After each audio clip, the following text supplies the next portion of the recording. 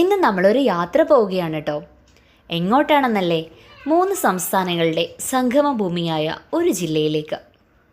വൈദേശിക ശക്തിക്കെതിരെ ആയുധമെടുത്ത് പോരാടിയ ടിപ്പു സുൽത്താൻ്റെയും വീരപഴശ്ശിയുടെയും സ്മരണകൾ ഇരമ്പുന്ന വയനാടൻ ചുരങ്ങളിലൂടെ ഒരു യാത്ര.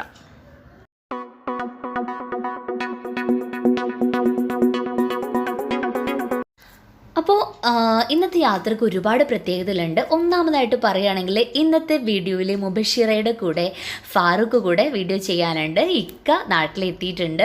സോ ഇന്നത്തെ ട്രിപ്പ് ഞങ്ങളുടെ ഇക്കയുടെ ഫാമിലി ഒരുമിച്ചാണ് യാത്ര പോകുന്നത്. വയനാടിൻ്റെ മനോഹാരിത ആസ്വദിക്കുന്നതിന് വേണ്ടി ഞങ്ങൾ ബസ്സിൽ കയറി കാലത്ത് 5 മണിക്ക് യാത്ര പുറപ്പെട്ടപ്പോൾ ഇതാ ബസ്സിനുള്ളിൽ നിന്ന് ഒരു ഗസ്റ്റ്, നമ്മൾ പ്രതീക്ഷിക്കാത്തൊരു അതിഥി ഒളിഞ്ഞു നോക്കുന്നുണ്ടായിരുന്നു.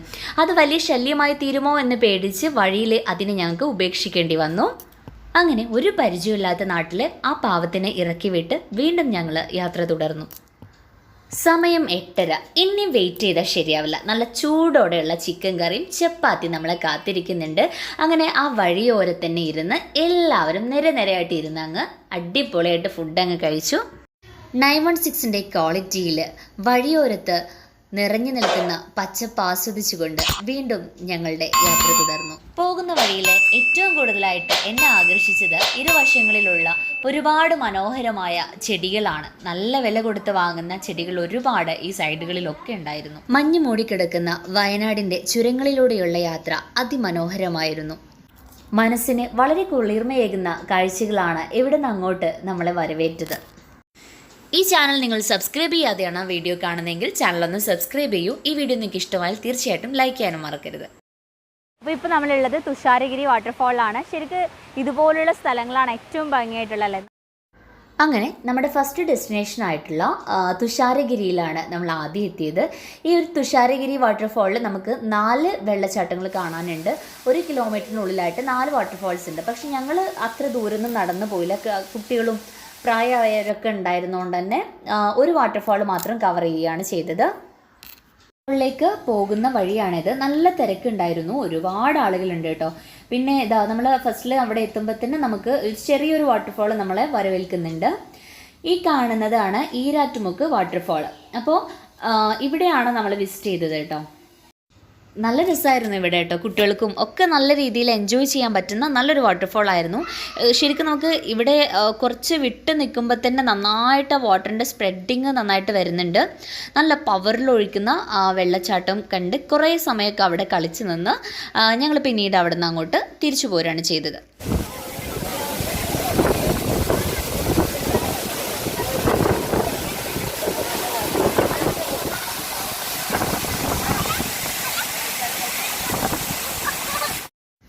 അങ്ങനെ ആ വാട്ടർഫാൾ കണ്ട് തിരിച്ചു മടങ്ങുമ്പോൾ ഇതാ വഴിയിലൊക്കെ ഇതുപോലെ പാറക്കെട്ടുകളിലൂടെ വെള്ളം ഒഴുകുന്നത് നമുക്ക് കാണുന്നുണ്ട്. അങ്ങനെ ആ ഒരു കാഴ്ചകളൊക്കെ ആസ്വദിച്ചുകൊണ്ട് ഞങ്ങൾ മടങ്ങി.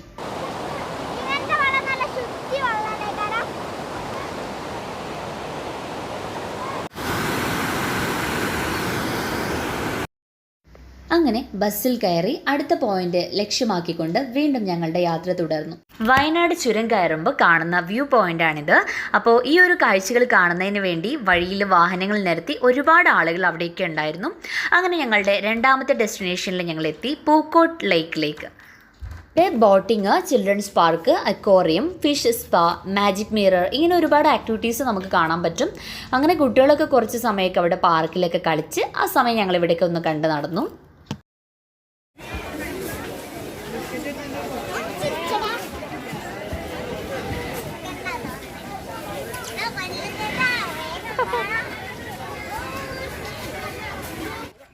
മുല്ലൂസിനെ കൂടുതൽ ഇൻട്രസ്റ്റിങ് ഇങ്ങനെ പാർക്കിലൊക്കെ കളിക്കുന്നതായതുകൊണ്ട് തന്നെ മറ്റുള്ള സ്ഥലങ്ങളിലൊന്നും കൂടുതൽ ടൈം നമ്മൾ സ്പെൻഡ് ചെയ്യാതെ കൂടുതൽ സമയം ഞങ്ങൾ ഇരുന്നത് ഈ ഒരു ചിൽഡ്രൻസ് പാർക്കിലായിരുന്നു.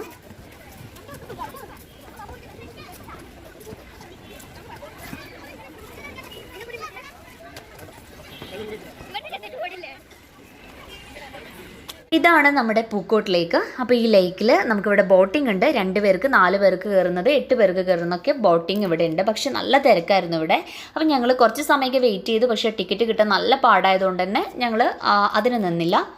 അപ്പോൾ ഇവിടെ പിന്നെയുള്ളൊരു ഷോപ്പാണ്. ഈ ഷോപ്പിൽ ഇങ്ങനെ ഒരുപാട് സംഭവങ്ങളുണ്ട്. അപ്പോൾ എനിക്ക് ഒരു ബാസ്ക്കറ്റ് വാങ്ങിക്കണം എന്നുണ്ടായിരുന്നു. അങ്ങനെ ഞാനൊരു ഫ്രൂട്ട് ബാസ്ക്കറ്റ് വാങ്ങി ഇവിടുന്ന്. പിന്നെ ഇതാ ഈ ഒരു സംഭവങ്ങളൊക്കെ നമ്മൾ കണ്ട് ആസ്വദിച്ച് അവിടുന്ന് മടങ്ങി.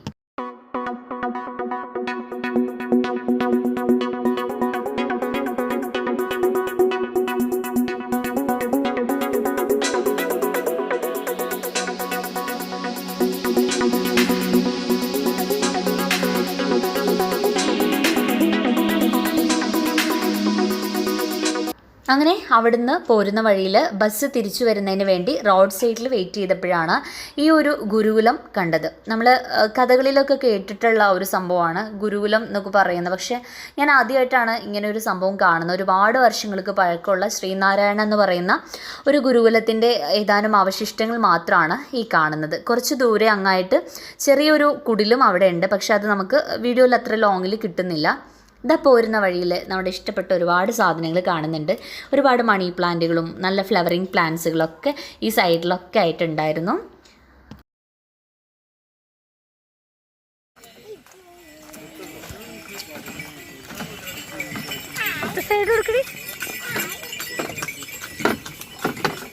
പിന്നെ ഇതാ ഇവിടെ ഇതുപോലെ കുതിര സവാരി ഉണ്ട് കേട്ടോ. അപ്പോൾ നമുക്ക് ക്യാഷ് കൊടുത്ത് ഈ ഒരു കുതിര സവാരി നമുക്ക് യൂസ് ചെയ്യാം.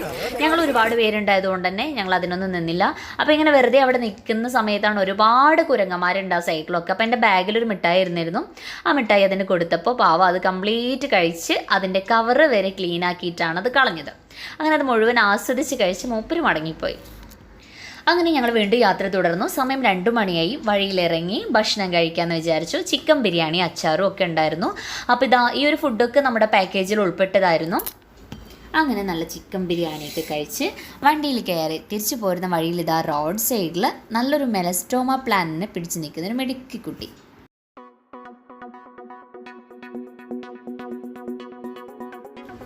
അങ്ങനെ ഇതാണ് നമ്മുടെ last view point, Banasura Sagar dam. ഏകദേശം ഒരു 3 മണിയോട് കൂടെയൊക്കെ ആയിട്ടാണ് ഞങ്ങൾ ഈ ഒരു സ്ഥലത്ത് എത്തിയത്. അപ്പോൾ ഇവിടുന്ന് അങ്ങോട്ട് ഒരുപാട് ദൂരം നമുക്ക് നടക്കാനുണ്ട്. അപ്പോൾ ആദ്യം ഇതുപോലുള്ള വഴികൾ, അത് കഴിഞ്ഞാൽ പിന്നീട് നമുക്ക് നല്ലൊരു സ്റ്റെപ്പ്, ഒരു 1.5 സ്റ്റെപ്പ് കയറിയിട്ട് വേണം ഇതിൻ്റെ മുകളിലേക്ക് എത്താൻ കേട്ടോ.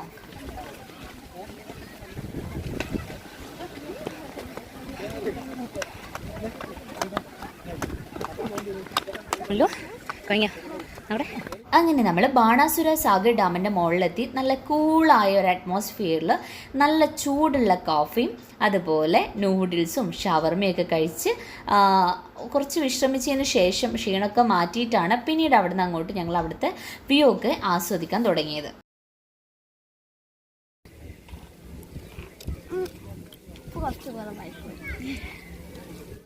ഇവിടെ ഒരുപാട് മരങ്ങൾക്കിടയിൽ ഒരുപാട് ഊഞ്ഞാലുകൾ കെട്ടിയിട്ടുണ്ട്. അപ്പോൾ നമുക്ക് എത്ര മുതിർന്ന ആളുകൾക്കും ഇരുന്ന് ആടാൻ പറ്റുന്ന രൂപത്തിലുള്ള സിങ്സ് ആണ്. അപ്പോൾ ഞാനൊക്കെ കുറേ നാളായി ഇതുപോലെ ഊഞ്ഞാലാടിയിട്ട്. അപ്പോൾ കുറച്ച് സമയം നന്നായിട്ടൊക്കെ ഊഞ്ഞാലൊക്കെ ആടി. പിന്നെ ഇതാ ഇവിടെ ഒരുപാട് സംഭവങ്ങളുണ്ട്. ഇതൊക്കെ ഇങ്ങനെ കണ്ടൊരു പാർക്കൊക്കെ ഉണ്ട് കേട്ടോ ഇവിടെ.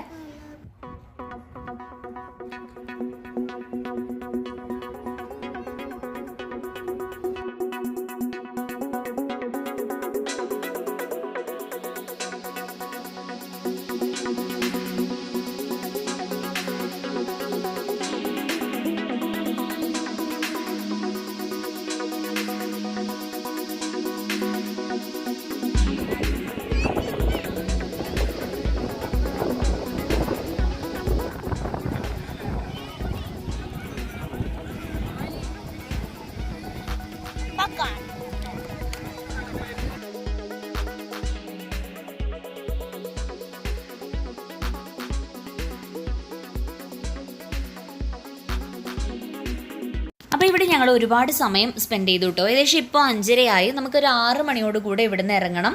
6 മണിക്ക് ഇവിടെ ക്ലോസ് ചെയ്യും. അപ്പോൾ 6 മണിയാകുമ്പോഴേക്കും നമ്മൾ കംപ്ലീറ്റ് താഴേക്ക് ഇറങ്ങിയിരിക്കണം ഇവിടുന്ന്. അപ്പോൾ ഞങ്ങൾ എല്ലാവരും കൂടെ കൂടിയിട്ട് ഫാമിലി ഫോട്ടോസൊക്കെ എടുത്തു.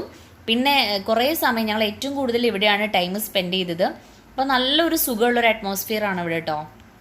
അങ്ങനെ ഇതാ സമയം 6 മണിയായി. അപ്പോഴേക്കും ഞങ്ങൾ അത്യാവശ്യം ഫോട്ടോഷൂട്ടൊക്കെ നടത്തി താഴേക്ക് ഇറങ്ങി.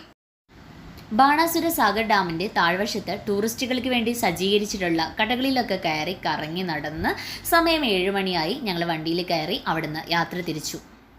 പിന്നീട് വളരെ ക്ഷീണത്തിൻ്റെ മൂഡിലായിരുന്നു. അങ്ങനെ വിശ്രമിച്ച് സമയം 9:30-10 മണിയൊക്കെ ആയതോടുകൂടെ ഏതോ ഒരു ഹോട്ടലിൻ്റെ മുന്നിൽ നിർത്തി. യാത്രാക്ഷീണത്തിലായതുകൊണ്ടും ഒരു മയക്കത്തിലായതുകൊണ്ടും പിന്നീട് അവിടുന്ന് അങ്ങോട്ടുള്ള വീഡിയോ ഒന്നും ഷൂട്ട് ചെയ്തില്ല. എന്തായാലും പേരറിയാത്ത ആ ഹോട്ടലിൽ നിന്ന് നല്ല പൊറോട്ടയും ചിക്കൻ കറിയൊക്കെ കഴിച്ച് വയറ് നിറച്ച് വണ്ടിയിൽ കയറി. പിന്നെ ഒരു ഉറക്കമായിരുന്നു. സമയം 2 മണിയോട് കൂടെ നമ്മൾ വീട്ടിലെത്തി. അങ്ങനെ കുടുംബത്തോടൊപ്പമുള്ള ഒരു ദിവസത്തെ യാത്ര ഇവിടെ അവസാനിച്ചു. ഈ വീഡിയോ ഇഷ്ടമായാൽ നിങ്ങൾ ലൈക്ക് ചെയ്യണേ. ചാനൽ സബ്സ്ക്രൈബ് ചെയ്തില്ലെങ്കിൽ സബ്സ്ക്രൈബ് കൂടെ ചെയ്യൂ.